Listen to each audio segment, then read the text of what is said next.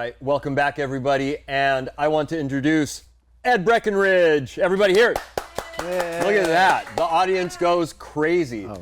Dude, thank you for joining, man. You guys were on tour last year, and that was the anniversary, 20th anniversary? 20th anniversary of our third full length, which is The Artist in the Ambulance. That came out in 2003. Nice. So 2023 was a 20-year. And it was amazing, just went everywhere. And It was super cool. Yeah. We also re-recorded the record, which is kind of a wild thing to do, but a lot of the reason that we did that is we just wanted to be able to like celebrate the record in some sort of way. You could do like a remix, but we didn't really have we didn't have a way to do that really. Yeah. How about so the process of recording, obviously re-recording was like night and day, because did tape digital or did you? That record was in the beginnings of Pro Tools, at least for not the beginnings of Pro, at least for us. I think we recorded stuff to tape, but then a lot of it was like dropped into Pro Tools at the time. And then but yeah, I mean that recording was in this amazing studio up near Woodstock, Bearsville Studios, and then we recorded some of it at Beltsville, which is in Maryland, which is Brian McTurnan who produced it. That was where his studio was. Nice. But that was like the full-on major label experience. The studio that we recorded in was like Jeff Buckley recorded Grace there, and like there was history. And then Michael Barbiero was like an assistant engineer on it, who like he's done James Brown. He had all these stories. It was the craziest experience. I wish we were able to document it kind of like you can now. Yeah. But at the time, all we had was like maybe like a camcorder, and half the time we were had a camcorder in the hand. Yeah. Or if we had the camcorder in hand, we were just goofing off. Got it. Which you probably see in some of our old clips. But that's so cool. That was super cool. And then the revisited version that we did, we recorded in our own studio that we've done like the past 2 records we've done now. That's cool. It's been nice. rad. Yeah. Nice. Jeff, I have a jeweler's saw coming. Making a jig is a great idea. Thank you. Yeah. There you go. Nice. All right. Okay.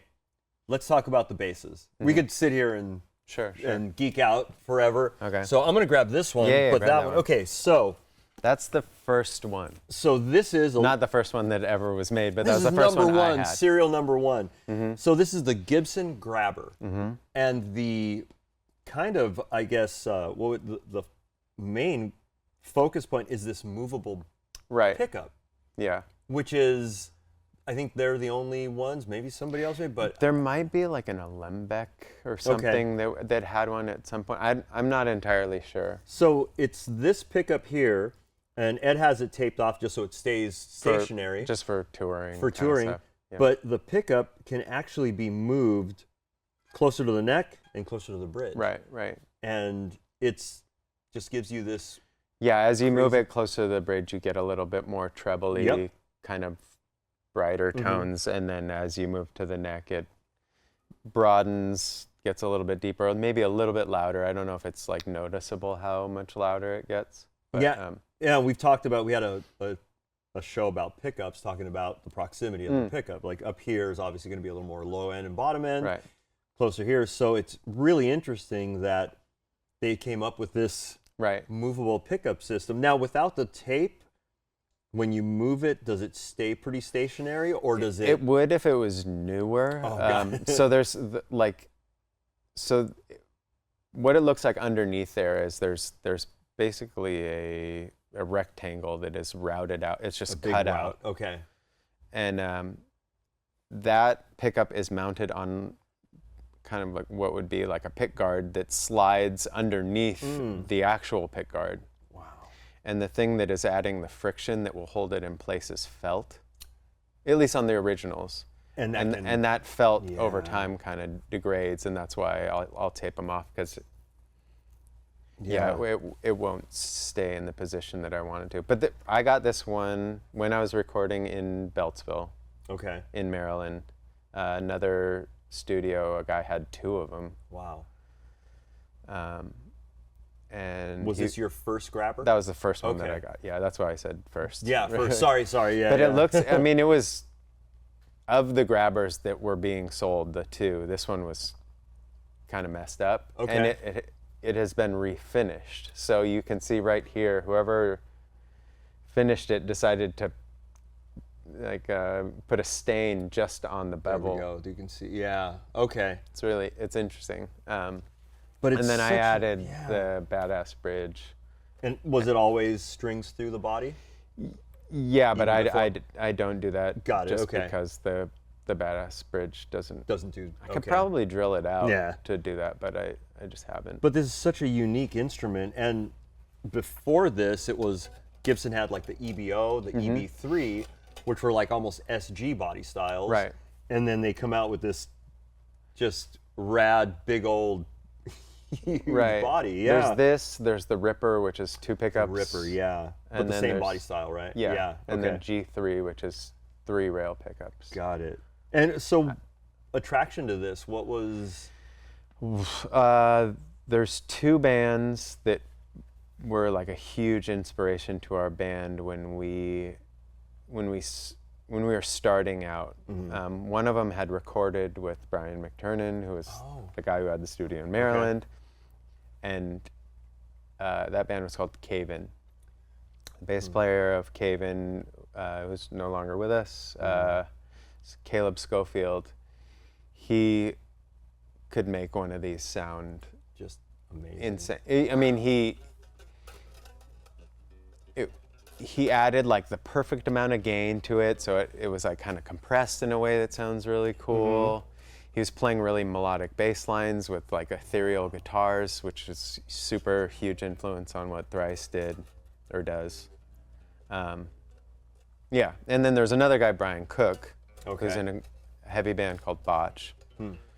And he was also playing that around the same time. And then Brian McTernan was like, "You need to record with one of these. We should find you one." And then, you found it. Now, and I have the closest thing I could say it sounds to is maybe a P bass. Okay, but I it's can like, see that. But yeah, it's a little bit less bright, or like the way that it cuts through in a mix is like a little lower in the mid range or something, as opposed to that pointy P bass sound. Yeah, it has that low mid, but it's a little. Yeah, it's not as bright as a jazz bass. Neither is a P bass, and it's not as warm as like the Gibson EBO bass, which is super hummy and round sounding.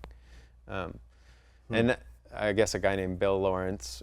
I know a guy named Bill Lawrence was making those pickups at the time, and I think they're famous pickup maker. Yeah, Bill Lawrence, they're magical, and that's probably why these basses are expensive now, because it's real. I mean, hate to say it, but it's really the pickup. Like, I put it in this bass that I built myself. Okay, so this one is basically a Gibson grabber that you made. Right. Wow. And the reason that I made this, I had made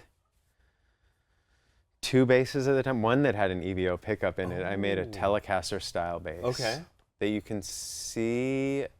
I didn't play it live ever, but I did record a music video. We have a song called Betrayal is a Symptom, which is from our Illusion of Safety record. Okay. And I'm playing that Telecaster body style bass with an EBO pickup in it. Super. I was instantly, when we were having lessons, I was like already nerding out about, he had a tongue bass and all this cool stuff, and I was like, let's talk about basses. And I'm like, yes, let's do it. We can deal with the notes later. Doesn't matter. But I had, going back to this bass, I had purchased I think it was my second grabber, because I wanted a backup for touring. Sure. Around 2002, 2003. And it came with, I think the neck was broken and the body had a split all the way through it. And I was like, what the heck? and it was an eBay buy, and I didn't want to. I'm too late. I don't know if I'm too lazy. I just didn't want to deal with all the like return stuff, and I was like, well, I've already built 2 basses. I'm just gonna put this pickup in another bass. So that's how this happened, and then I basically copied a lot of the measurements. I ended up getting this neck is a Warmoth bass neck. It just came as like a block, like a paddle. Big paddle. Yeah, you cut it out, and then it looks good. Yeah, wood pickguard. I always wanted to do another tie-in with the Cave-In thing. Okay. The guitar player from Cave-In played an SG. He had an SG that was in a van fire. A touring van fire, and replace the black melted pickguard with a piece of like masonite, which is like what they cover skate ramps in the shape of the pickguard, and it looks like this. So this is kind of like a amalgamation of Cave-In magic.